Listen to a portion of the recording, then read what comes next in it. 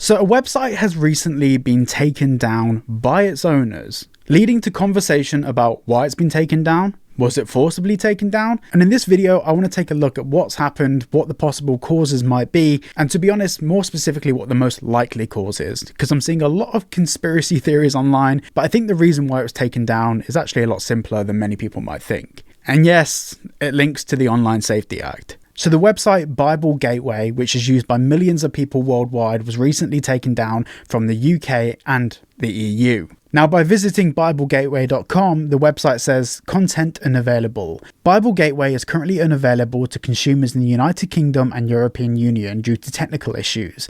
We sincerely apologise for the inconvenience. They then go on to explain you'll receive a refund on your account, which kind of leads into the fact that they've probably got no intention of coming back to the UK and EU for various users. But also the reason why it's been taken down, based on all the information we have, is nothing to do with technical problems, and it's more to do with legal issues. And we will get into all of those reasons. Now with this topic, it was really difficult to get a clear indication of the truth of actually what's going on here. There's so much bias involved with topics such as this that I had to make sure the information was actually correct. And I actually used Ground News, which is the sponsor of today's video. With Ground News, you can check the bias of every single news article, whether it's left-leaning, right-leaning, centrist, and you can even see their factuality reports. And this is absolutely brilliant because sometimes when reading a news article, I often sit there thinking, is this just journalistic flair or is this exactly what's happened?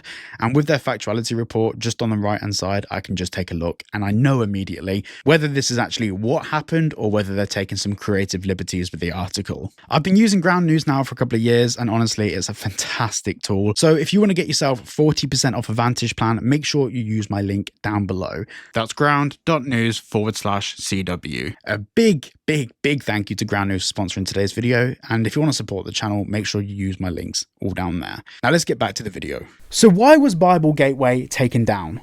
What's happened here? So there's a few things that we need to break apart first. Firstly, we have GDPR, which is basically whenever you go to a website in the EU or even in the UK for that matter, you'll be greeted with a load of pop-ups at the bottom of the website that basically request your permission to access certain bits of your data. Or more specifically, it's the websites telling you how they utilize that data. Then next to that, we have the Online Safety Act, which comes with a whole host of restrictions. Now, the Online Safety Act is more known for its age verification systems that have been recently introduced, but there's also the other side of it, which is basically how these websites collaborate with the government when information is requested. Which then brings us on to the meat and veg of the video, the important stuff. So you may have seen recently that Wikipedia have had a bit of a backwards and forwards scenario with the British government. This has involved legal cases, and recently we found out that Wikipedia actually backed down from this. Now, one of the core reasons that Wikipedia actually went against the UK government was because the UK government basically wanted to be able to request and receive information from Wikipedia about the people that submit content to the website. So for example, if you're someone that contributes to Wikipedia and you've put content on Wikipedia, the government wants to be able to access that information with requests that the government deem valid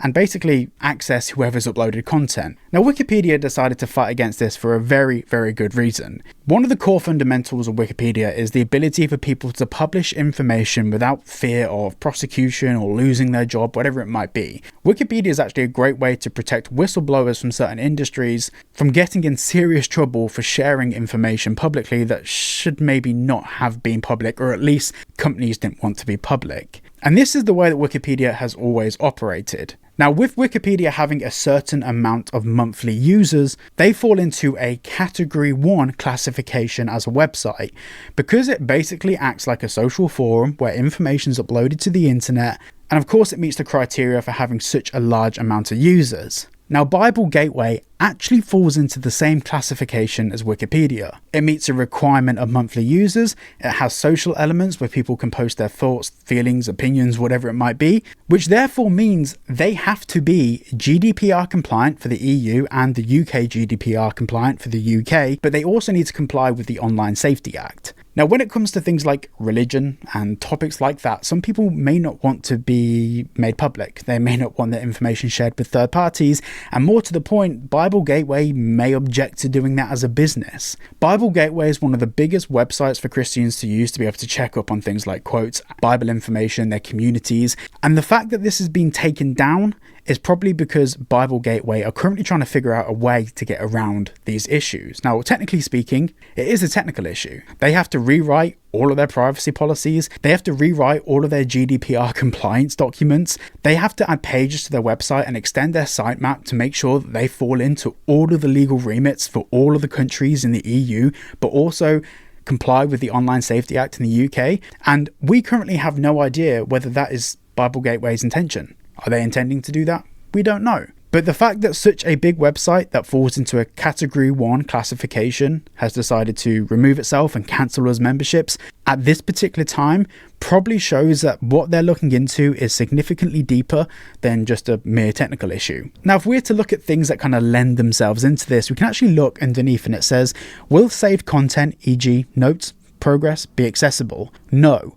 All account data and saved content will no longer be accessible. We sincerely apologize for the inconvenience. The way that this page reads is that they're kind of just saying, right, that's it for now until they figure out another way around this. And I don't think they have any intent of making this website accessible in the next week or two. They wouldn't be cancelling all of their EU and UK memberships over something as small as a small technical problem.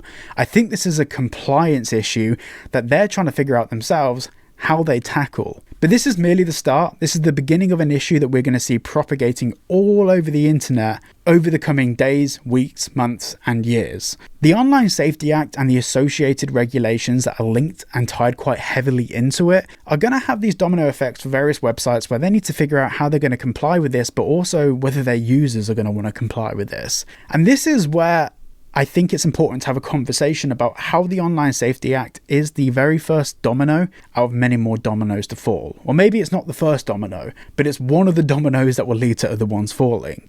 Wikipedia at the moment, in my just personal opinion, is not a website that I would contribute information to. And the main reason for that is because the government can subpoena and request data from Wikipedia, which, by the way, they've always been able to do, but there was legal protections in place for people that were actually contributors to the website. Those legal protections are, for the most part, gone now. And the same thing applies to websites like Bible Gateway, and obviously 4chan had their issues with the British government. This is going to be something that continues to spiral, and at the moment it's hitting kind of big community staples for various different factors of the internet. We're going to keep seeing this happen month over month, year over year, and it's also going to stifle innovation with the internet as well. And this is a big problem, because for a new person to join the social media space, to create their own social media network, they're going to have to comply with all of these laws and regulations, which, you know, a lot of them do protect users and their data, granted, but people are going to have to comply with laws that simply didn't exist even 12 months ago, just to get into the social media space. And this is where the monopoly over social media, things like Instagram, Twitter, Facebook, YouTube, TikTok, all of these platforms, this is where they will continue to hold their monopoly over social media dominance, which then takes me on to the more worrying bit. These companies are the sort of companies that can fight the UK government. Wikipedia has the power and resources to fight the British government, and they back down.